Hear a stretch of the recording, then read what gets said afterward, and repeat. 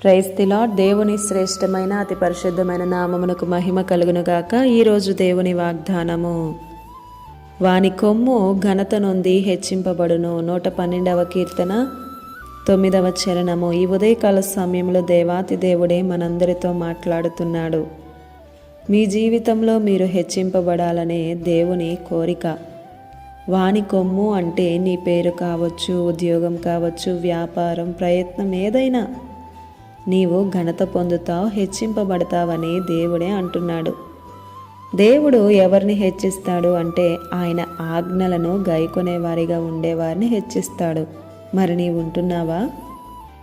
దేవుని వాక్యమును బట్టి ఆనందించేవారిగా, ధ్యానించేవారిగా ఉండాలి. మీరు ఫలించేవారిగా ఉండాలనే దేవుని యొక్క ఉద్దేశం. విఫలమయ్యేవారిగా కాదు. మీరు ఫలిస్తే, మీ కొమ్ము హెచ్చితే తండ్రి మహిమపరచబడతాడు. దేవుడు ఆదాము, హవ్వను మీరు ఫలించి అభివృద్ధి పొందండి అని ఆశీర్వదించాడు. దేవుని కోరిక మీరు ఫలించాలని. నీవు ఎక్కడున్నావో అక్కడే ఫలించాలి. ఆత్మీయతలో ఫలించాలి. మారు మనస్సు, నీతి, ఆత్మఫలాలు ఈ మూడు వేరు వేరే.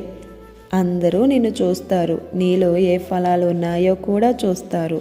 నీ తలాంతులు అన్నీ అందరూ గమనిస్తారు. నీవు దేనిని బట్టి ఆనందిస్తున్నావు? నీ సృష్టికర్త అయిన దేవుణ్ణి బట్టి ఆనందించు. నీ హృదయ వాంఛలు ఆయన తీరుస్తాడు. అప్పుడు నీ కొమ్ము ఘనత నుండి హెచ్చింపబడతావు.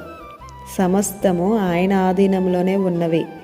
నీవు దేనికి భయపడనవసరం లేదు. నిన్ను స్థిరపరిచి బలపరిచేది ఆయన ఒక్కడే. ఆమేన్.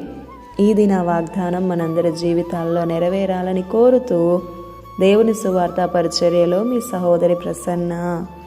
God bless you. ఆమేన్.